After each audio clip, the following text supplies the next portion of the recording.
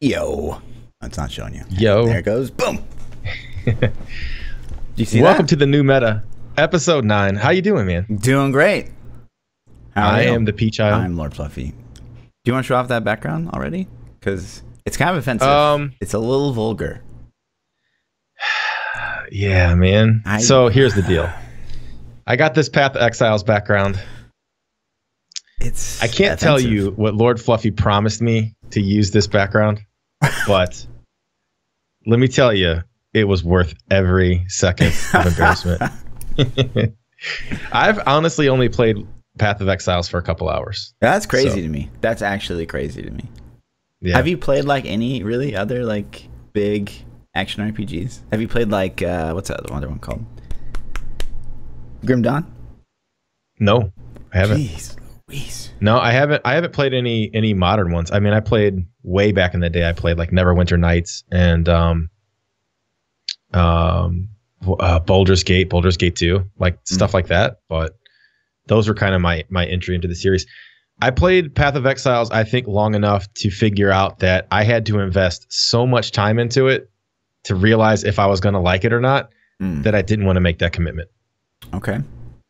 It was a huge game. Like I looked at that talent tree and I was like, "Oh my god!" We can talk about that too. Yeah. Is this real?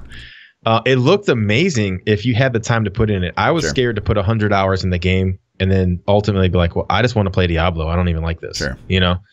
Yeah. Some late season though, you should probably go do that. Yeah, I think if we get a return of 2.6.1 for season 15, I think that's really going to be, for me, I'm going to start trying these other games, you know, Grim, just a little bit, just dabble, just to see what they're like. Yeah. Anyways. Yeah. Anyway. Already sidetracked. So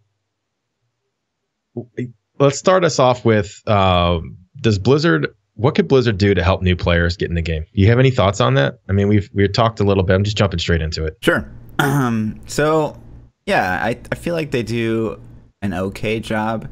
What surprises me a lot is how much Blizzard like plugs Icy Veins.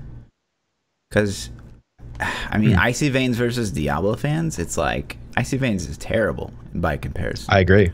Icy Veins, if you guys don't know, it's put together by former Diablo player Dead Set, who was, you know, somewhat talented at Diablo, but it's all one guy, and he's really, I mean, probably just going over to Diablo fans and taking the best stuff and just porting it over to Icy Veins, and Blizzard like plugs them like at least once a season. So if I was like a Diablo fan's like, you know, administrator, I'd be like, what the fuck, Diablo? Like, I never see them plug.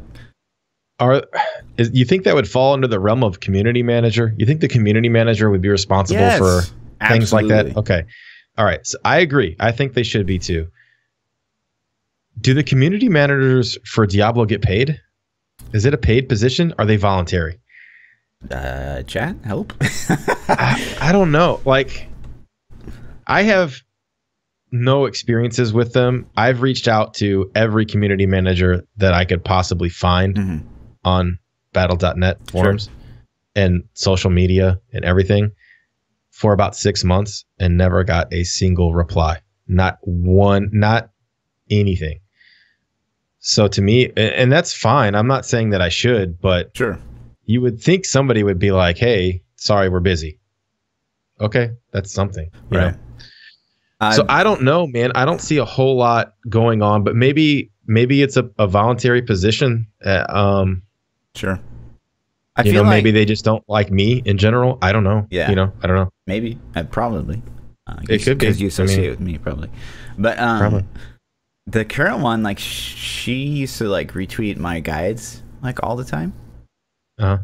She used to tweet a lot of like retweet Riker and Bloodshed stuff a lot. Yeah. But it seems like that's really died down as she's gained like a huge, you know, Twitter following because she's a community manager. So now it seems to be mostly changed towards her own stuff. But yeah, I think that as far as what Blizzard could be doing, they could be doing a lot more. I had the same kind of experience. I messaged when Blizzard hosted me months and months and months ago, like back when Necro first came out. The guy was like, hey man, here's my email. If you ever need anything, just let me know. And so I kind of like just sat on that because I was like, I don't want to just like spam this guy. I never want to just like, you know, be a rat. And so it was like 6 months later, and I came out with my little noob starter guide.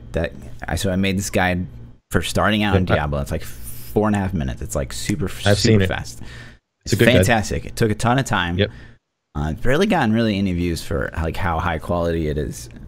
Self-plug, but so finally I was like, you know what? Like this could really help a lot of people. So I did finally like pull on that email. I was like, okay, hey man, like I just made this guide. It took me a lot of time. I think it completely covers everything you need to know starting out this game. Like maybe you guys should like throw this on the launcher just for like a couple days or something. It's probably gonna help a ton of people. And no reply at all. And again, like the most noob friendly stuff I see is just like an Icy Veins post, or you know, linking streams like Bloodshed Life and from the start of the season. But it makes me, it's the same. It makes me wonder if that position has been eliminated within the Blizzard community, like or you know, structure, and those people are contractually obligated not to tell about it, or maybe they only are like, hey, you're only to moderate the forums now. We're not really paying you for anything else. And I don't know, man. Maybe it's not even a paid position. Sure. So I don't want to make judgment calls on that, but there's probably a lot that we don't understand. Like there's probably a lot of like bureaucracy because it is a big company, right? Right. But I've reached out to many people and never got any replies. So I do feel your frustration. At least if you're like, hey, sorry, I can't help you with that. Yeah. It takes like 15 seconds to type nah, that up, bro. you know? It's like you can't give me 15 seconds, you know? Just say no. Yeah, just no. No. But I think it would be cool, man. I think it would be, there's so many, I think the majority of everything I read on Reddit and on the battle.net forums and even in my own streams and my own YouTube comments,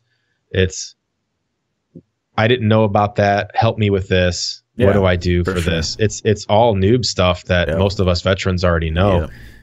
But there are so many new people, and it surprises me still, even the influx of new people we get to the game. I see on Reddit all the time, new player here, just bought the game, new player, just bought the game. And a plug for Blizzard, Diablo is on sale right now at g2a.com. If you're interested in getting into the game or you want a copy for a friend, it's on sale. So a lot of new people are picking it up, man. That's crazy. I think that's a great idea. But anyway, so jumping into the question we posted last week. Okay. We asked what you would like to see the season theme to be, and we have some results. We made a poll. Okay. And people are crazy. People are crazy. So if you guys don't know, the options we provided: double bounty mats, Romaldi's gift for jewelry, double cube, double XP, and one item you can roll over from non-season. And first of all, non-season item rollover got 3 votes out of 206 votes. 3 votes. I voted on the poll, and non-season item rollover is my second. Would have been my second choice. Really? Wow. I picked the Ramaldi's gift for jewelry. That would be pretty amazing. That would be really good. Double bounty mats just shows that people hate doing bounties, and they want to lessen the amount of time they're spending doing bounties. Yep. I think that's what that tells me. Yeah. Double cube is, I might vote for double cube. I don't know, man. Yeah, I was actually surprised. Would be so fun. Double XP even got votes, to be honest, and especially more votes than non-seasonal. You could get twice the XP with double cube because you're gonna farm so fast. I think also though that double bounty mats would be cool. But I think people underestimate like how fast you're gonna run out of like Forgotten Souls. So people think that they could just farm like double bounties all season and it'd be amazing, but you're gonna run out of souls so fast if you get double bounties. But it's something to think about, boys. But Romaldi's getting second. That's so crazy. Because I think the two ones that change the game the most are these. Romaldi's and the double cube.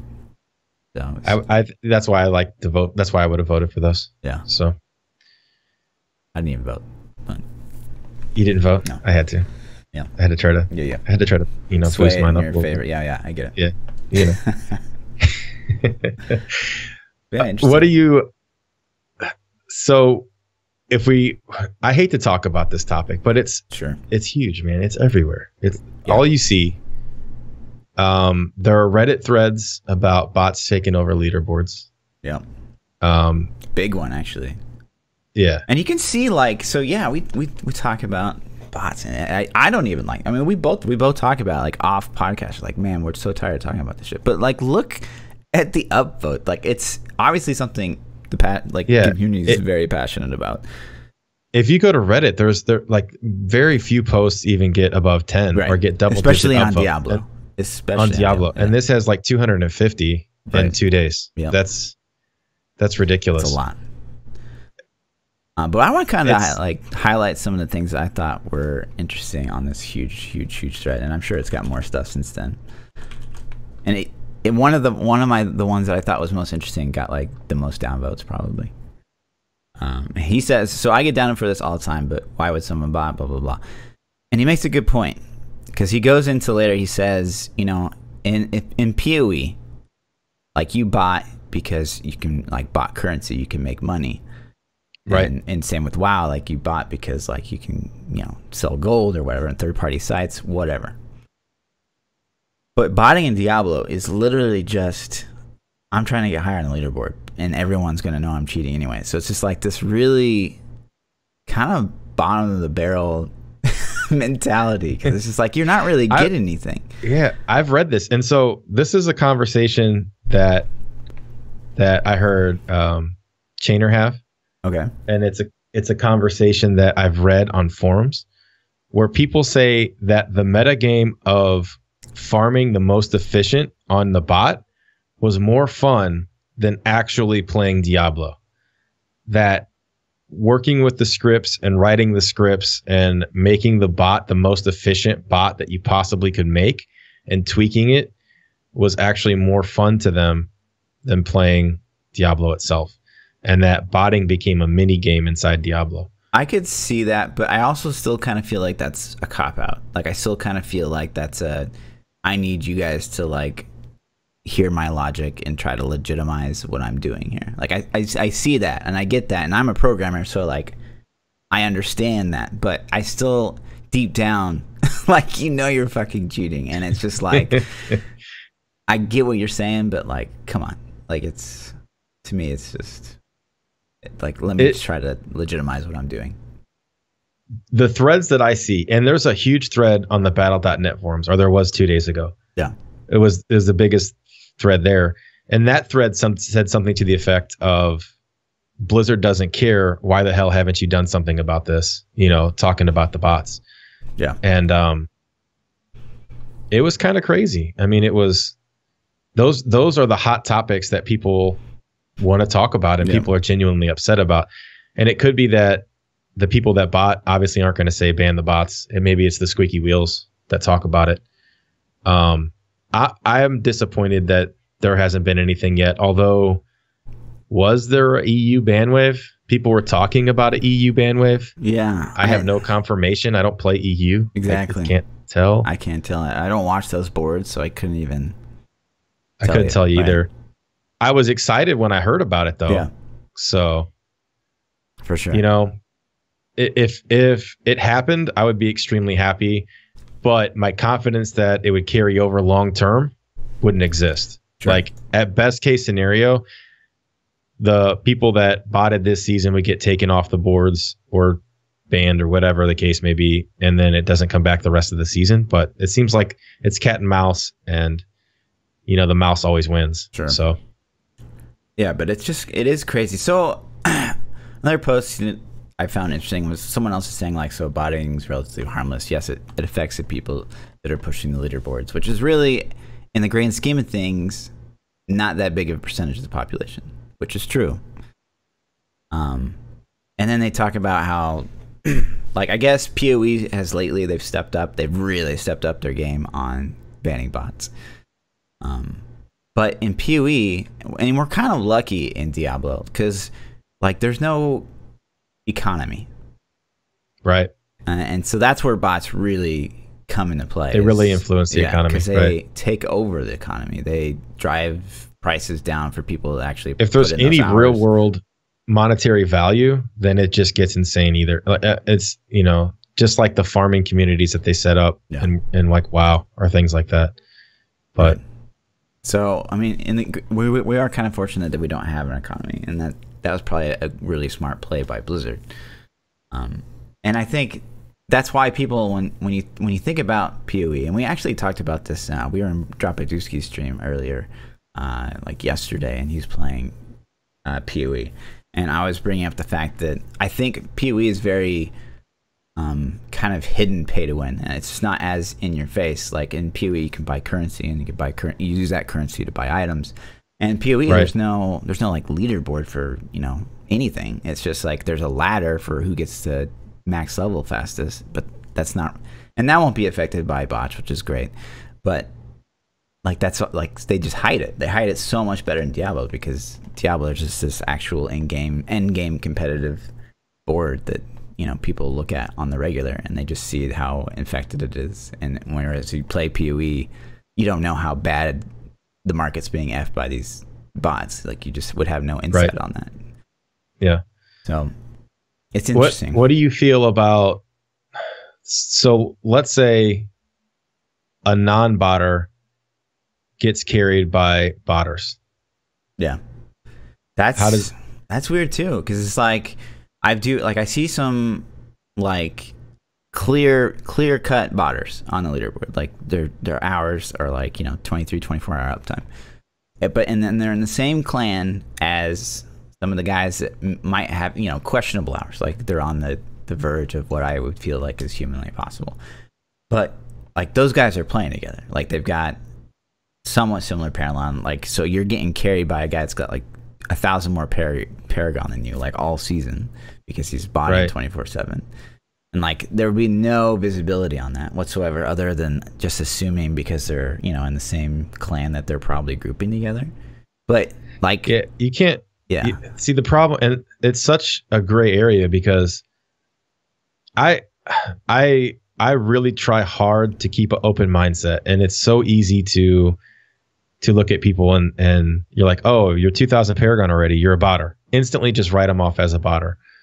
And then if you talk to them a little bit, they tell you, oh no, I'm actually unemployed, going through some hard times. I'm playing the game a lot, and I'm like, well, that could be the case, maybe they have whatever reason that's not any of my business. To get to play the game for 15 hours a day, and that's what they choose to spend their time doing. And then who am I to judge them? And then I don't want to accuse that person of being a cheater if they're not. And it kind of sucks that Blizzard just kind of forced us into that position, right? Yeah. So it's like you're in a place where it's like you're too good, you're a botter, or your Paragon's too high, you're a botter, or your gear's too good, you're a botter.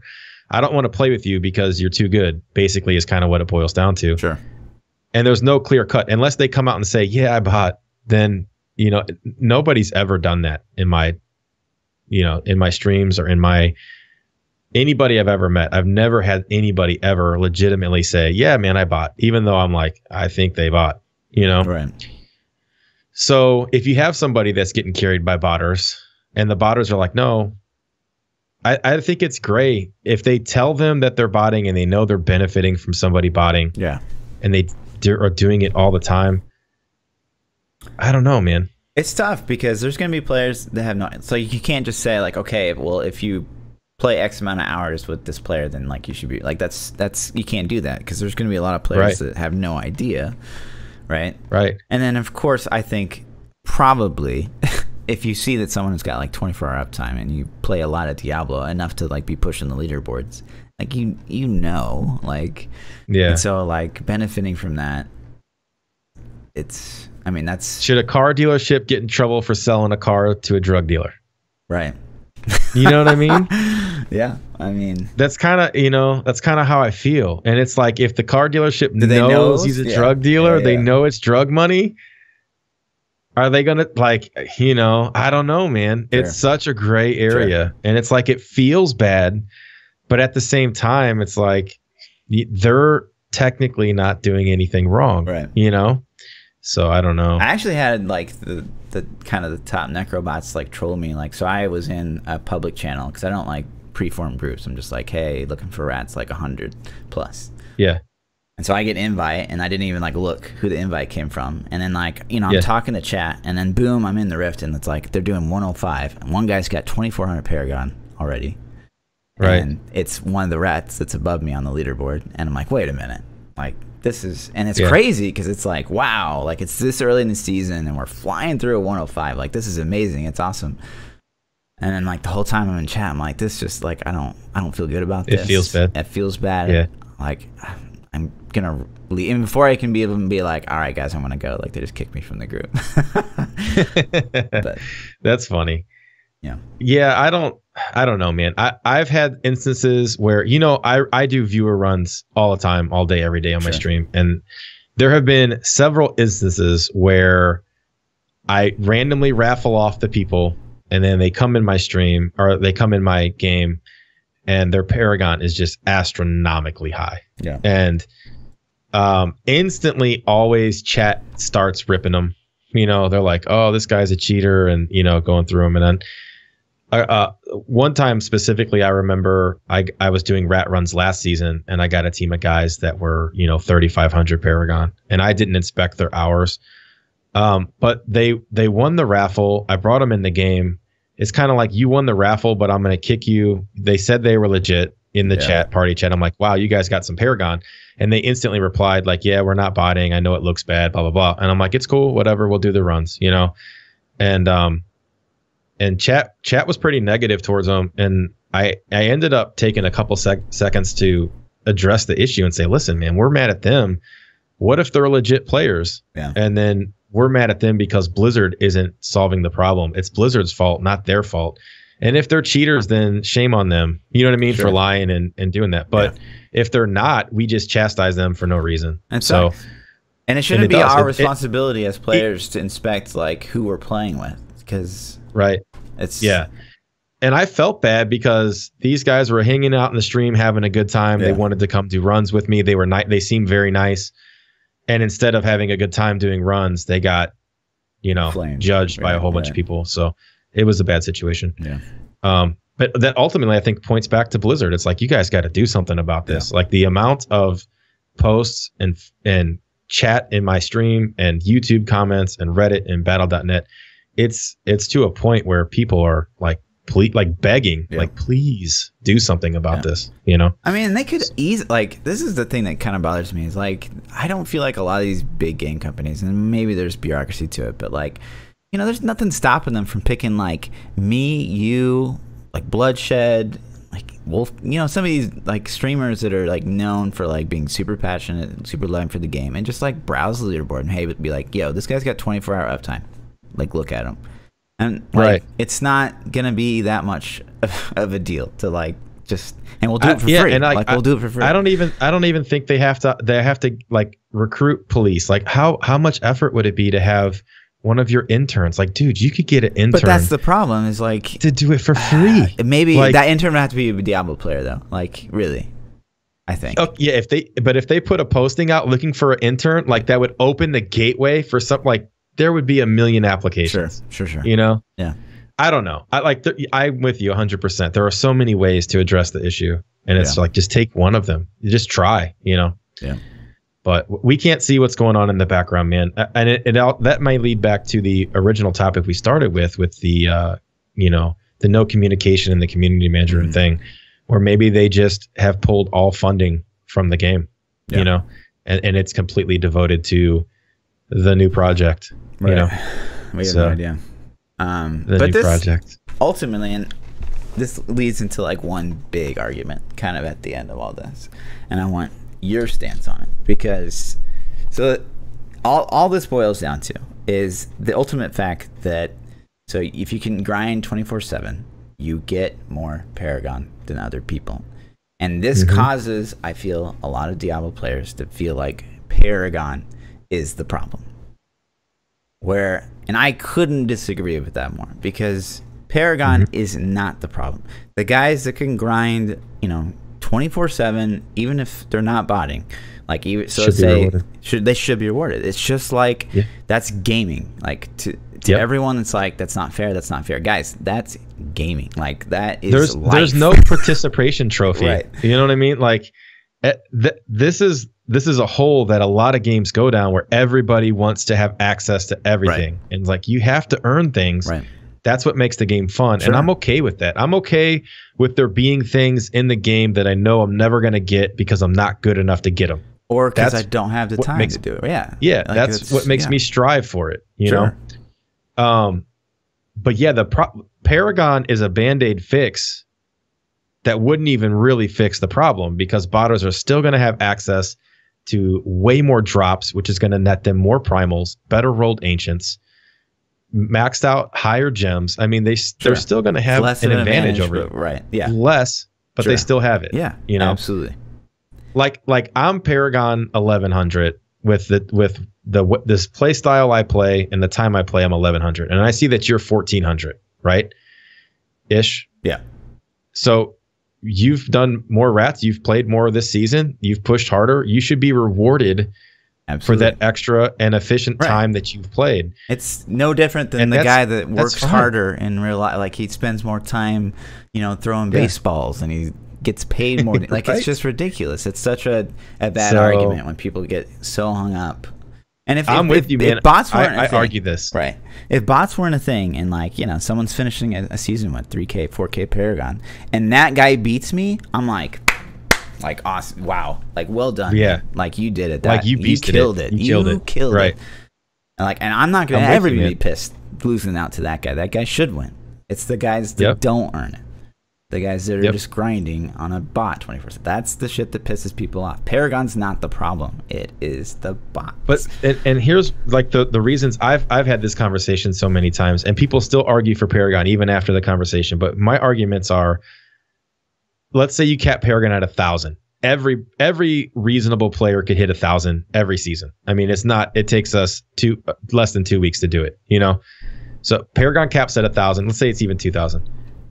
That's a Band-Aid fix, but the botters are still going to have infinite keys to farm greater rifts for those ladder pushes. That's huge. Rift fishing is such a big thing in the game. You're going to have all the ancients, perfect rolled ancients and primal ancients.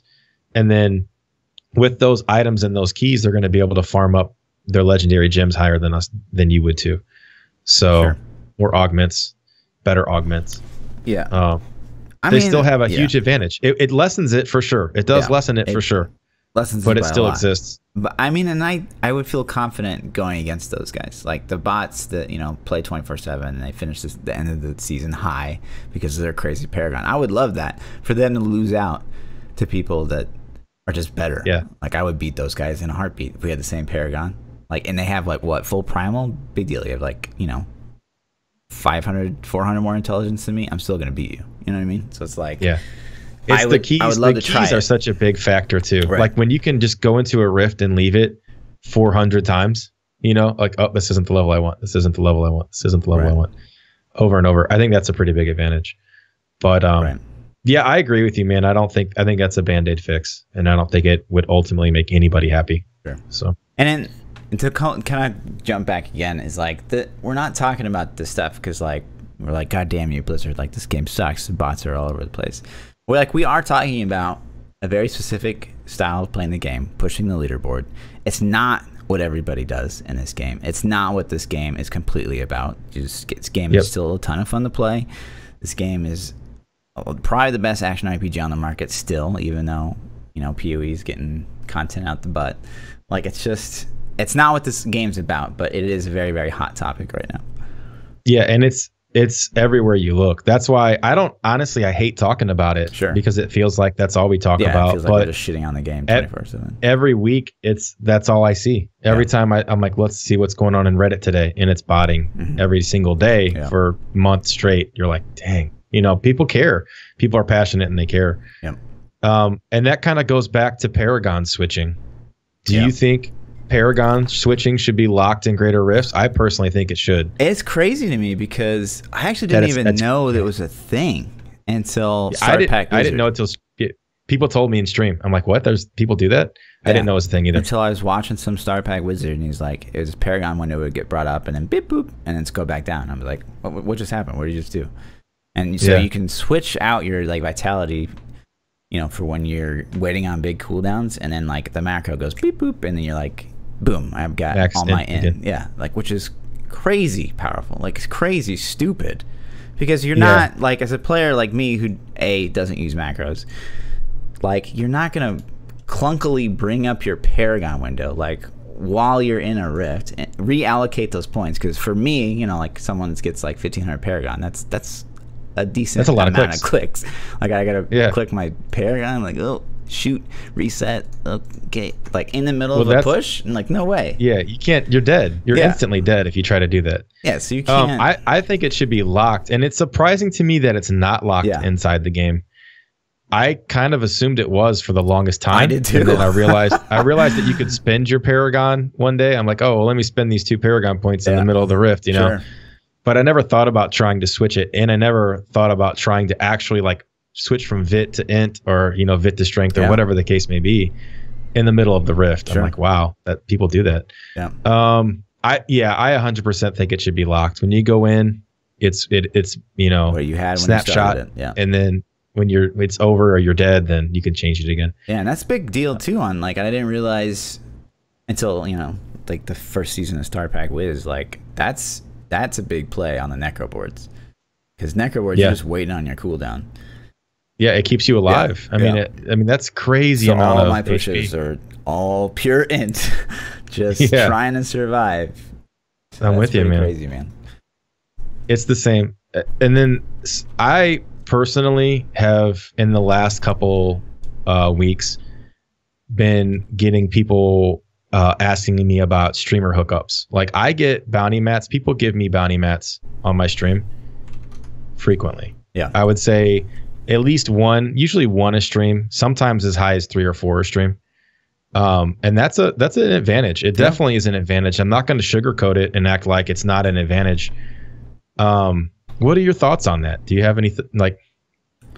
I mean, do you think it? Yeah, I'll just play devil's advocate, and it is a little unfair. It is, you know, just because we're streamers, we get people, you know, wanting to donate bounties for us. The way I do it is, so like we have, you know, in-game currency. I think it's the same way with you.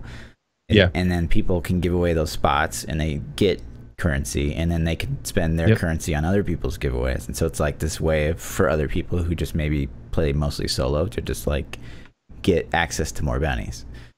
And honestly, I mean, if we're really like boiling down into it, the time it takes for me to do the giveaway and get the people in the game, it's about the same time it would take for me to split farm bounties with 4 players. 4 good players. Right. So it's like it's an advantage, but it's also kind of a pain in the ass. Like, really. Yeah. It definitely takes time to get people in the games. Sometimes, not all the time, but sometimes. I've spent 5-10 minutes just trying to get people in the game. I'm the same way. So I donate. The bounties not only go to me, but if there's spots, then I give bounties away to the community. And it's nice to not have to focus on that. I think for me personally, I spend so much of my time trying to help people that it's not like I'm a competitive player grinding rats all day, every day, and I'm getting these fat hookups and all that's going into pushing leaderboards. That's not what I'm about personally. But I can see, I think it's a gray area for me too, because if people want to give somebody something, that's their time that was legitimately used to get it, and it's their choice to give it away. They could give it to you too, and maybe you're upset they're not, but they're giving it away, and I'm not. I don't know. Maybe because I'm the recipient, I have a skewed a view of it. I think that's kind of another of those things that should probably be locked down. So if we're talking like Paragon switching, and it is an advantage. Something like, you know, getting bounties. I mean, there's people, this is obviously a huge problem in the bot community as well. They have bots that strictly just run bounties 24/7, and they invite like the main character, and like they get all the bounty juice or whatever. Like they should, if you know, if that's a thing, like they should lock it down. Like if you did the bounties, you're in the game. Like you get the bounty mats, nobody else. You can't invite people; they don't get the rewards. It's just like Greater Rifts, and like you know, invite someone. You can't invite somebody in. Right. Yep. Yeah, I'm with you. I agree. If they locked it down, I wouldn't be upset. Yeah, I'd be like, okay, cool. I'd be like, all right, cool. Yeah. But I don't like running bounties, and it's a no running joke that I don't like them. But if I had to do it, I'd do it. It's not like I don't like doing T13s for keys either, but you still do it. It's just part of the game. I don't mind bounties. I don't like running bounties in like public groups because that's just asking to get annoyed. Like I'll do a pre-formed good people bounty mat, split farm group, and to me it's not that big of a deal. But forget public groups sometimes with that stuff. Like you'll do like 15 before someone's even finished like 3. Yeah, that's usually when I do them. I usually just grab public games, and then if I find people that are good in the public games, then I invite them to a party, and to get rid of the bad guys, and then we'll keep doing public games until we get 4 people that are actually decent, carrying their weight. And then so you might get 2 or 3 games in before you get 4 people that are decent, but usually then you can just really start plowing through them. Yeah. So, so we have a little thing about pylons for push progression. Yeah. What's your thoughts on that? So this kind of goes back to like, how do people feel about fishing, really? Because I like pylons. Pylons are a fun thing in the game, like especially in speed farming. Like when you get a channeling pylon, it's great. Like it's so much fun when you're speed farming. It really speeds up the game, and getting a good pylon can really shave off time. But for like pushing, who's really having a great time like fishing? Not only for the great maps, but for that conduit pylon that you're going to get like a double, triple, quadruple pack right on top of. Like, is that necessarily something that people would love? Because ultimately, you're not spending most of your season pushing. You're just not. Pushing is like a kind of a small aspect of what you're doing every season. And I can't think of a ton of players that absolutely love pushing, like with all their heart. So what's your suggestion? Are you saying to remove the pylons? Or are you saying to add consistent pylons? I would say that perhaps to limit the amount of fishing that you're having to do and the amount of time that you're ultimately wasting by fishing, is that maybe pylon shouldn't be in greater rifts outside of the realm of speed rifts. So if you're like 110 so how would plus, you determine that? So you're gonna say like just a cap, like once you get above 110, no pylons. So that way you're fishing for a good map. You're fishing for the same shit that everyone else is fishing for, and you're not like, ooh, cool, I got a conduit, we got a shot here. Like that's even more fishing. Like that's more fishing that you have to do. What if you knew that they were guaranteed at specific intervals? Like you knew at 50% you were going to get a conduit. That would be something like, so if you could get 25%, 50%, 75% guaranteed pylon, and it's going to spawn like the next available pylon spot, that would change up a lot too, for sure. Guaranteed. But then you're still fishing for that type. Like for an example, on Condemned Crusader, conduit is where it's at. Like you need a good conduit, with period. 2 or 3 or 4 leads. Conduit any class is. But like channeling's cool. It lets you get tanky, but it's not like it is for a necro, like a pestilence necro, a cold lance necro. Channeling is amazing. It's pretty good. Or can be CC amazing. Immune, yeah. So, yeah, I don't know, man. I think I definitely would like to see more consistency, because I can't tell you how many times I've gotten into a rift and it's a good rift with good mob types and an open level, and you're smashing trash, just praying that pylon's going to spawn at the next spot, and you go there and it's not there, and you're like, and you clear some more trying to get that pylon to spawn on that rift, and you can't. I'm all about lessening fishing. Sure. I don't have, and I in chat, it's basically 33, 66, 99, but it's not. Like, it's not but really. it's not guaranteed. Guys, come on. It's not guaranteed. Yeah. at all. Like I've got pylons at like 1%. It's ridiculous. Yeah. And if you, that's another thing. If you miss the pylon, could they respawn it? You know, like could it go with you to the next level? I don't know. And that's the other thing I think this would be a great topic for next week. I would love to see ideas to keep the game fun and competitive, but to limit fishing. Because I think fishing puts such a huge RNG factor in. And not just that, but like, so say you see someone's like rank 1 necro clear and they get, you know, the fields and they get a triple pack on top of a conduit. Like, that's not really saying like, wow, this guy has skill. I mean, obviously he's got skill, he's fishing, he's doing the best he can to push the top of the leaderboard. But it's like, ultimately, you just get lucky. You just get really, really lucky. And if you take pylons out of that equation, it's less. So I had a God Rift last season on a 108 clear. So I ended up pushing higher than that during the season. But I specifically remember I got a 108 clear in fields with a conduit and 5 elites on it. 5 elites. In the first 40 seconds after I popped that, I was 10 minutes ahead of the timer. It was ridiculous. And I'm like, if I would have had this rift on a 115, I could have done it. You know, it's just sometimes you get those rifts, and I would love to just lessen the fish. But but that's something that would be awesome to talk about. Chat's saying again, like, oh, you don't know where to look if you're missing. Like, it's not, guys, it's not guaranteed.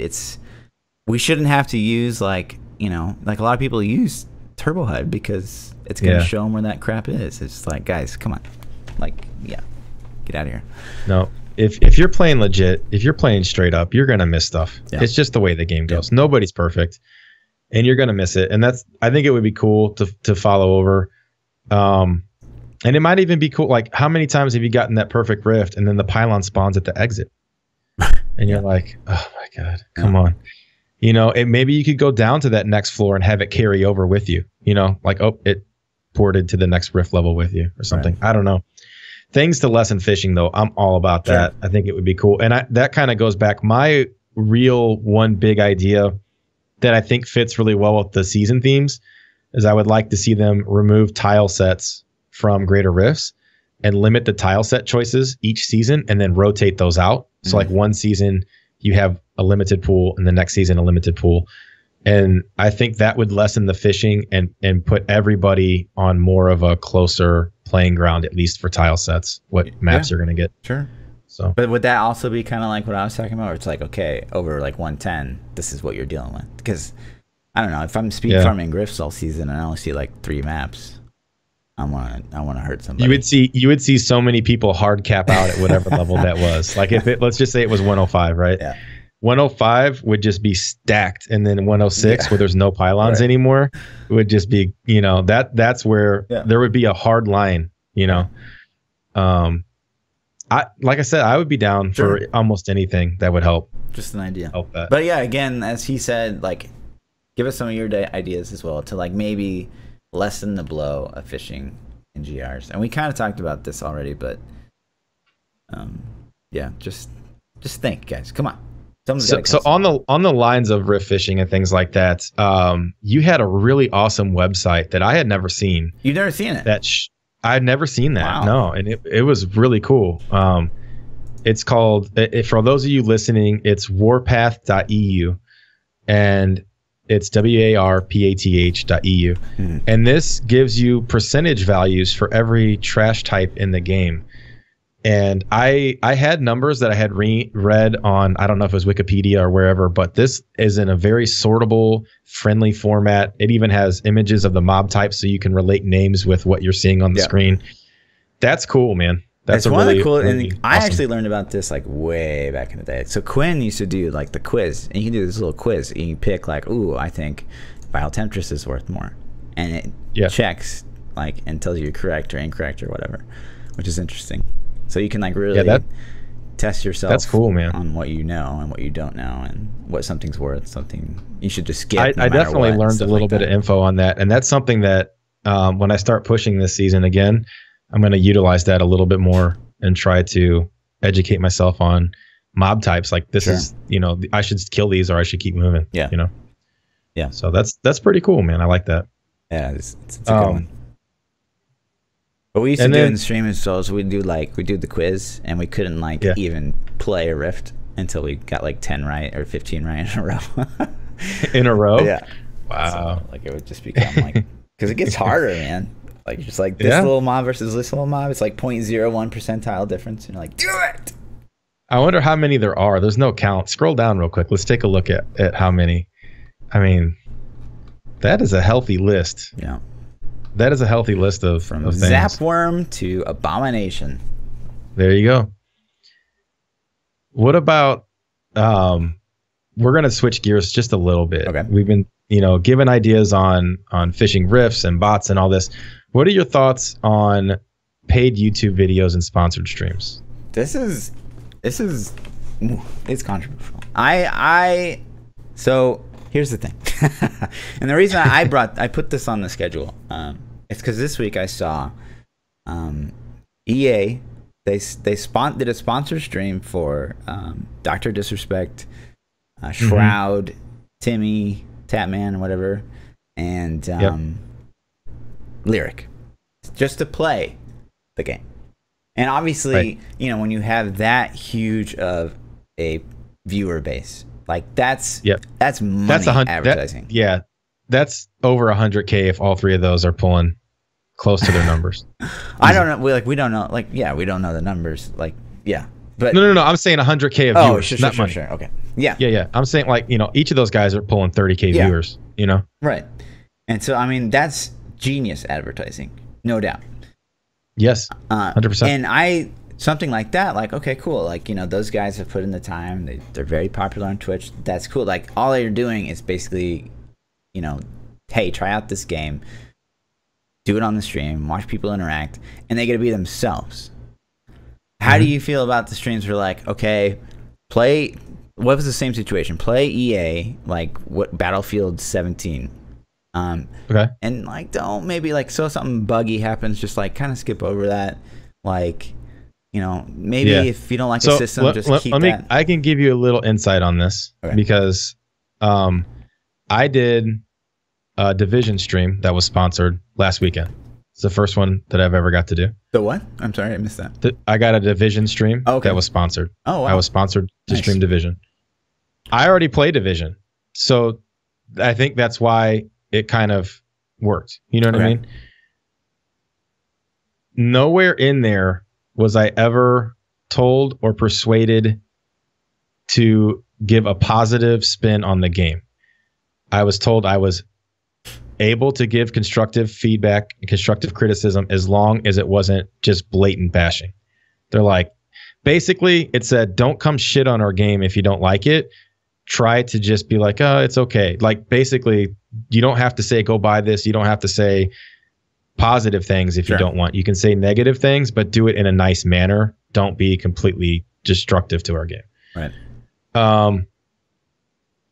So I think it's as long, I agree, man. Those guys put in the time to build their audience base, and that's something that they put all, how much hard work goes in behind the scenes and to do this. And I'm happy for them that they got the opportunities.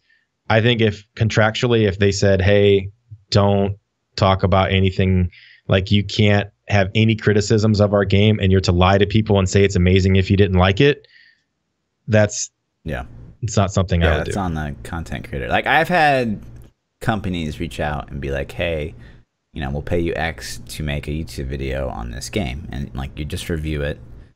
And I said, obviously my first response every single time is can I be honest?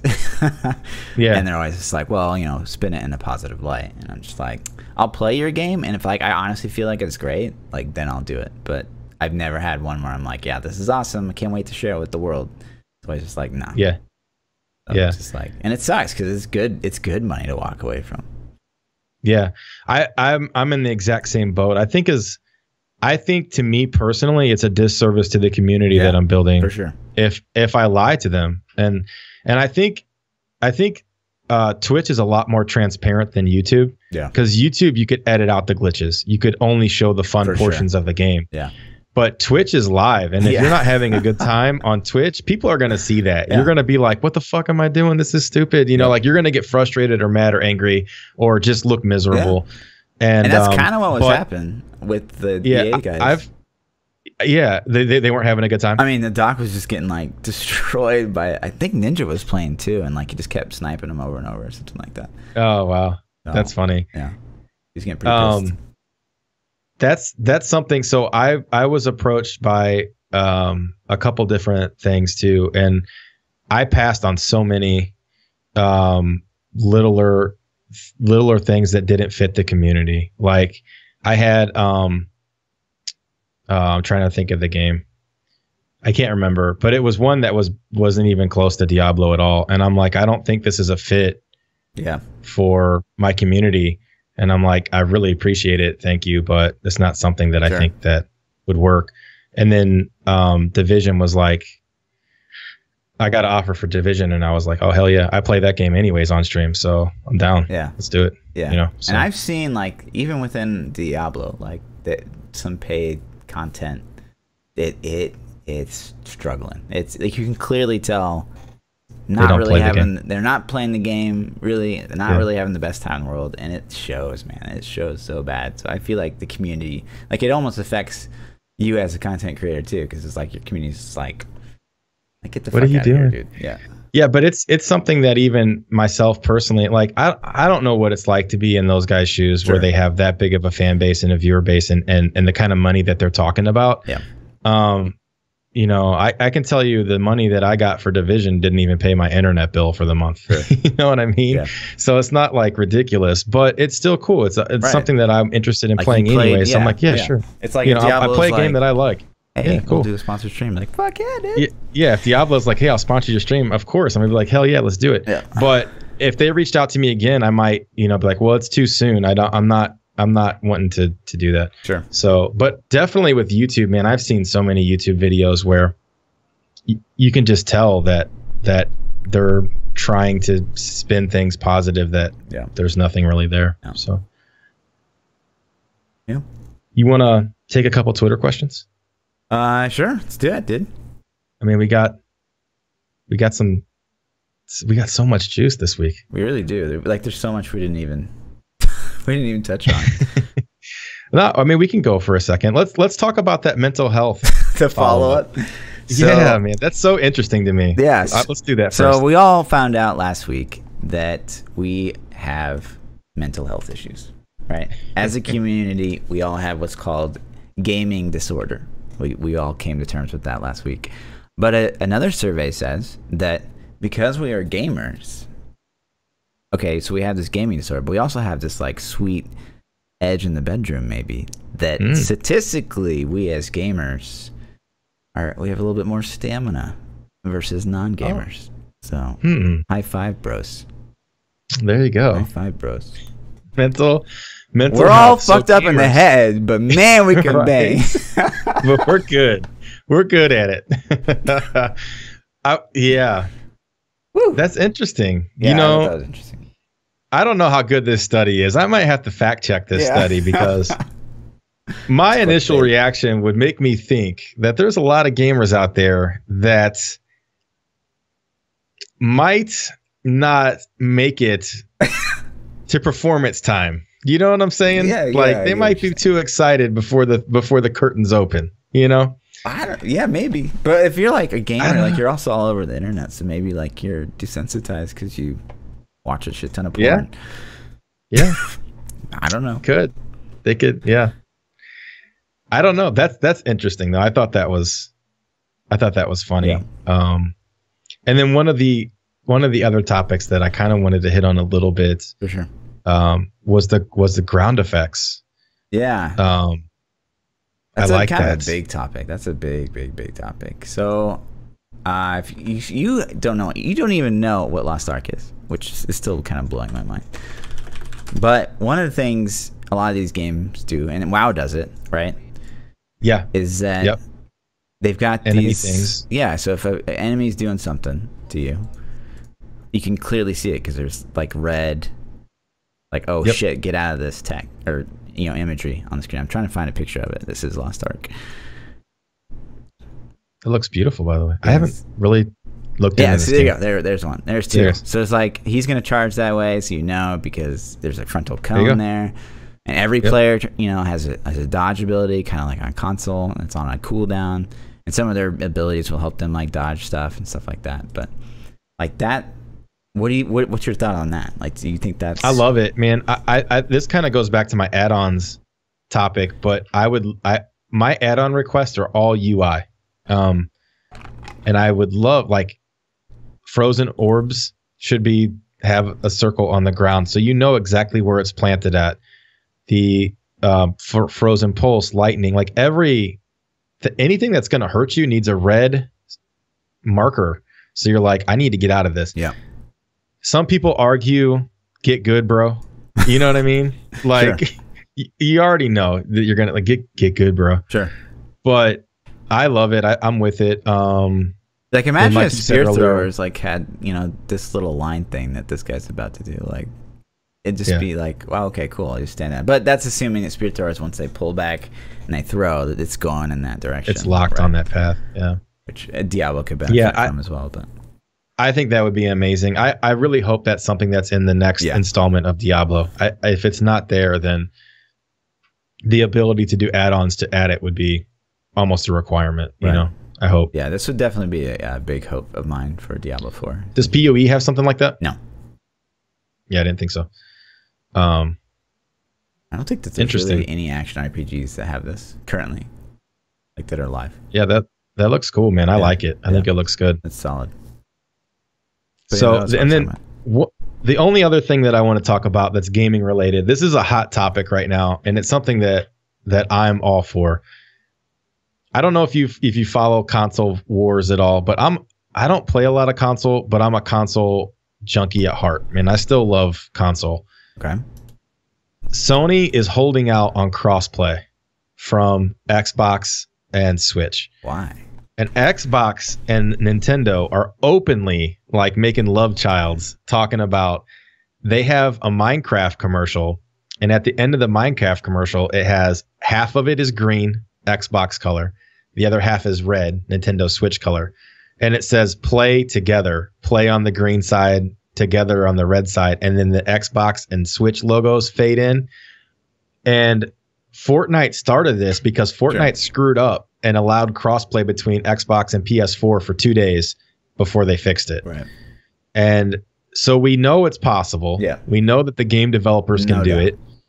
Sony is 100% stopping this. They've admitted it. Xbox CEO has come out and said, we tried to reach out to Sony to do cross-platform, and they pretty much told us no. So, you know, we're not interested. Without knowing anything, and I'm just speaking off the cuff here because I don't follow this at all.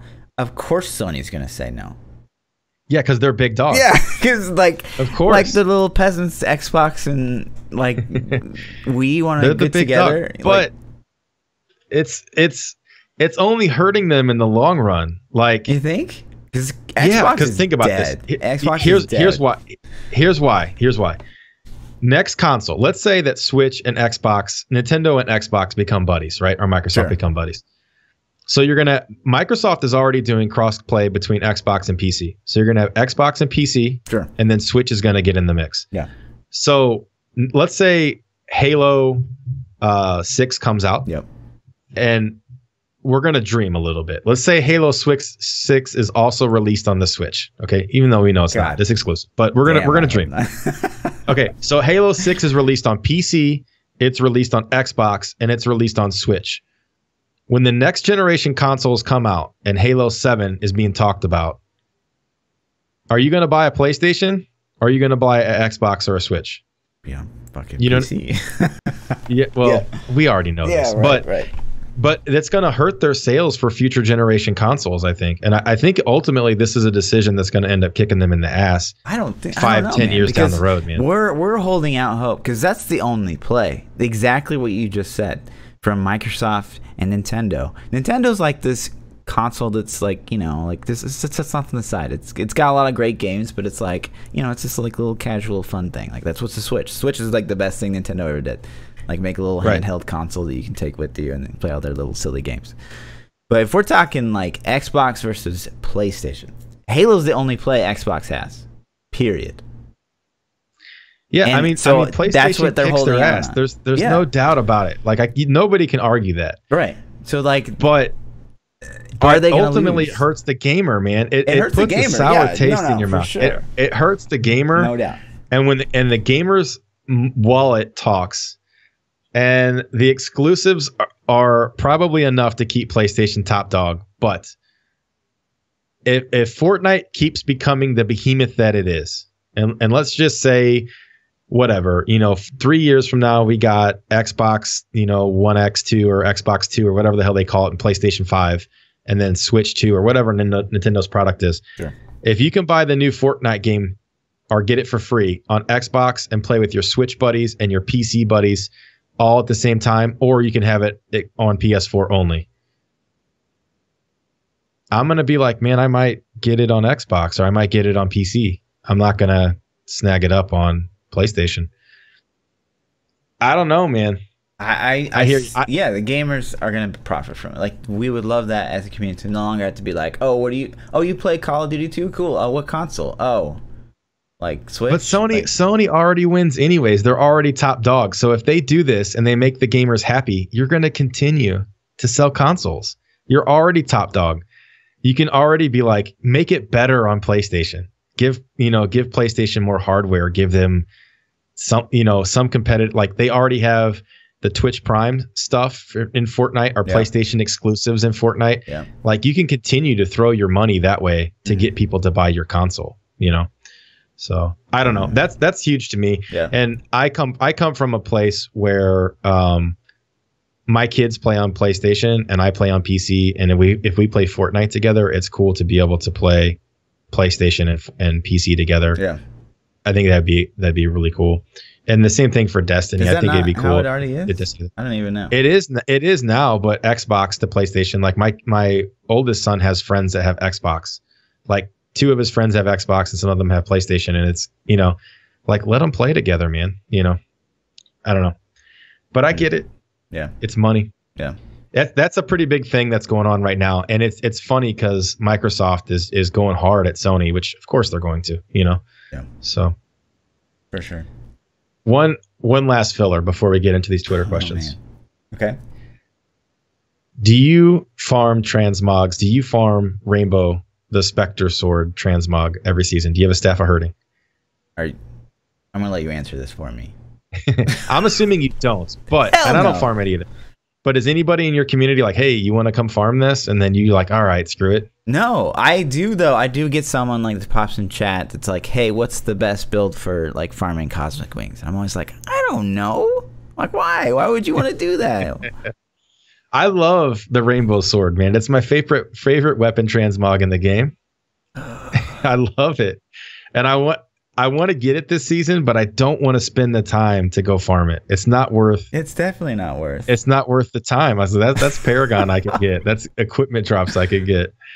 So the reason I set this all up, once you have like wings transfer over to to season. Okay. Would you be okay with your transmogs coming over to season from the start too? Things to me, like it's that. Like, who cares? I don't care. I would like to see that. I'm tired of farming that sword every single season. Why are you farming like this that might sword? be the first I don't do it. I go for it, man. It looks so cool. Farm. I can't even imagine that. Like, is there really a big community like farming cosmetics? The same cosmetics you already have? Yes. Every season? Yes. That's insane, guys. Stop it. It's crazy. Stop. It's crazy, man. You gotta look good when you're killing all the things, man. You gotta look good. Gotta look good. And what, cosmic wings and rainbow swords make you look real good? No, the wings transfer over. Once you get the wings, you never have to do that again. It's just the sword. I don't have the cosmic wings. I've tried farming it. It takes too long. I gave up. All right. Twitter questions. Snuff said, do you think more people would make builds to incorporate Hellfire Ammies if you could re-roll the passives? I don't know if it would make you get more builds, but it would definitely make getting Hellfire Ammies easier. Yeah, I think that like the Hellfire farming system is kind of out of date. It's really, really exceptionally boring. It's probably even more boring than bounties by a long shot. So So I think you should at least be able to like reforge them. Like re-roll the passive, probably not. That's probably a little too OP. But reforge, sure. I mean, can't you reforge them in the cube? Can you? I don't know. I would be. I think you just have to craft them. They are craftable item. I don't know. Can you not reforge them? Re-roll them? I don't know. I wouldn't waste mats doing that because that's something that you can like, farm pretty easy. It's Barb and DH, just like the only classes so I haven't played either of those in a long time. Yeah. I think you can just craft them. It's really easy to get crappy Hellfire Ammies. I think that's part of the grind, though. If you're using a build that uses one of those items, those are pretty easy to get. It's just like the Reaper Wraps on a Wrathma Necro. Like you got to just craft a crap load of them till you get good ones. You know. Yeah. You can't reforge crafted items. Yeah, maybe you can. I've never tried. I don't know. I never craft shit. So if you Ragnaros says, if you go on a walk, do you listen to music or to podcasts? I should. The correct answer here inside a podcast would be a podcast, of course. I would listen to one of ours, but no, right. I don't listen to any podcasts. That's just a fact. Listen, I'd like to watch podcasts more than I like to listen to podcasts. Okay. So to me, I prefer to watch podcasts on YouTube. So if there's video that goes with it, it's a definite plus to me. I much prefer that. Yeah. But if I'm going on a walk, I'm going to listen to music more than likely. Unless there's like the new meta episode I haven't listened to yet. I like if I'm traveling or something, like sometimes like NPR does these like listen to my story. Like this is a really crazy whacked out story that someone experienced in their life about anything. Like to me, that shit's like really interesting.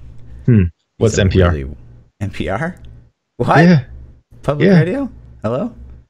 No, I don't listen to that. Who listens to public radio? What the hell? Who does that? Oh my god. Oh. Hex says, what is your favorite comedy movie of all time? We just talked about this in chat the other day. So like, I'll ask you this first. A pre-question. Can you think of like what was the last time you saw a movie in the movie theater and it just cracked you the fuck up? Kevin Hart stand up. I went to a Kevin Hart stand up when it was in the movie theater. Okay, what about a movie? What about a movie? Yeah. Okay, this is the answer to my question. My favorite comedy movie of all time is American Wedding. I went to see American Wedding in the movie theater and I laughed my ass off. If you don't, you're like looking like you don't even know what that is. I don't know. Is that like some American Pie people? Did you see American Pie? Oh, so that's when like they're all old as shit and they came back. It was no, it wasn't the most recent one. That was Reunion. It was the third one. This is the third installment. There's 4 total real ones. There's some spinoffs, but the third one was so damn funny. I laughed so hard in that movie that there were segments of movie I don't even know what was said because I was laughing so hard I couldn't even hear what they were talking about. Were you high, dude? No, man, it's just funny. The movie was just funny. Yeah, I'm actively judging. It's okay. No, I mean, I really can't like. I think The Hangover was probably the last movie I saw in theater that it was like, wow, the original one, of course. Yeah, that was funny. Yeah. Before that, I would say Old School. Like, I don't know that I've ever laughed harder in a theater than when like Will Ferrell shot himself with the dart. With the tranquilizer. Yeah. I think that was maybe that was pretty good. Yeah. Step Brothers was amazing. Also, when he teabagged his drum set, I was dying. I was dying. That was funny. B Fritz says, "What do you do for immersion when it comes to games like D3?" What do you mean? What's immersion? Like, I'm not gonna dress up as a character and play. Like, I don't know, man. It makes me think like the best example I can think of is remember when Sea of Thieves came out and everybody was on the Sea of Thieves bandwagon for a couple days. Yeah. Everybody was dressed. If you went to Twitch and you looked at like the browse directory for Sea of Thieves, everybody had a pirate outfit on that directory. Maybe that's what they mean. But as far as immersion to like get yourself in the character, I think it's like immersing yourself in a game. Like, so say you're playing Diablo. Like, what do you do to like get like more into it? Basically, it's like you know, like really fear the fear of like, ooh, demons are chasing after me and stuff like that. I think that's what really immersion is. Diablo is such a habit. It's like a hobby, like a habit almost. Game, like yeah, for sure. It's my social game, and it's always been my social game. I think that's why I gravitate towards it so much. Is even before I streamed it, it was always my buddies got on and we played the game, but we didn't play the game. We were there to hang out. Like that was our medium to get us together to hang out together, and then we'd talk about, you know, you listen to what my girlfriend did last night, or, you know, this is how my softball game went today, or whatever, while we're just smashing stuff, you know? Yeah, I think so. Like virtual reality is probably like the frontier for immersion, I would think, because I don't know. And then if they made it really cool, like VR, but that's a whole nother subject. Yeah. The Maester Magus says, if you guys had two extra hours per day, 26 hours now instead of 24, what would you do with the extra time? This is so easy for me. What, play more Diablo? I would sleep. Sleep? I would sleep. I would sleep. Oh, that's tough. Yeah, I would spend time with the family and sleep. Okay. If I wasn't dead. I think I would try to squeeze like more video editing in. Like I'm really behind on like some of my travel stuff. So I think I would try to squeeze more of that into my day. Because I don't have follow-up video from 4 years ago. Yeah, the Vietnam, 2016, 17. He told me what happened, by the way, guys. Someday I'll tell you guys. That's not true at all. And then the last question: what is your go-to snack? I have to choose one, or like a series. Like let's say. I don't know if you have one, but for me, when I get done streaming, every night before I go to bed, I have a ritual. I have a snack that I eat. What? Every day. What's up? What is it? I get a glass of milk and 6 Oreo cookies every night. The most adorable thing I've ever heard. Is it warm milk? No, it's freezing cold, man. Who drinks warm milk? I don't know kids that have 6 cookies before they go to the bed. That's me, man. I'm an adult, so I can do what I want. That's kind of the thing. That was like my first adulthood moment. I'm like, nobody can tell me I can't have these cookies. I'm doing it. Awesome. You know, I try not to snack to keep, you know, looking good. But dark chocolate Kit Kat is like kind of blowing my mind over the past dark chocolate 6 Kit months. Kat. Yeah. And Twizzlers filled twists, which you wouldn't think like, ooh, fruity candy, but then you try one and you're like, oh wow, okay. And you judged me for the Oreos. Have you had them? Have you had them? I love Twizzlers, but I have not had the Twizzler filled. I don't like Twizzlers. I hate them. Twizzlers filled twists. I almost don't want to tell you to go try it because you'll be like, wow, this is the best thing ever. I'll try them. Yeah. Next time I go. Yeah. Next time I go to the store, I'll grab a little bag of them. Yeah. But no, that's my go-to snack, man. If it goes in milk, I love it. If you can submerge it in milk, I'm all about it. I love it. I hate doing that.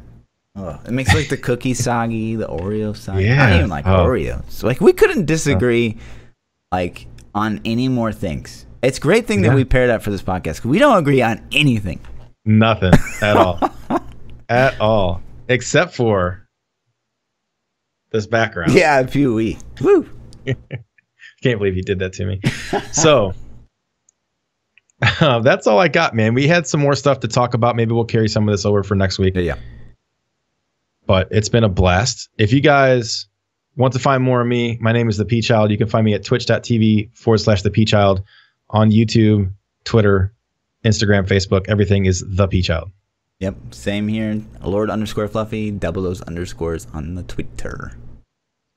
Cool. I will see you guys next week for episode 10. Yeah. Peace out, dudes. Peace.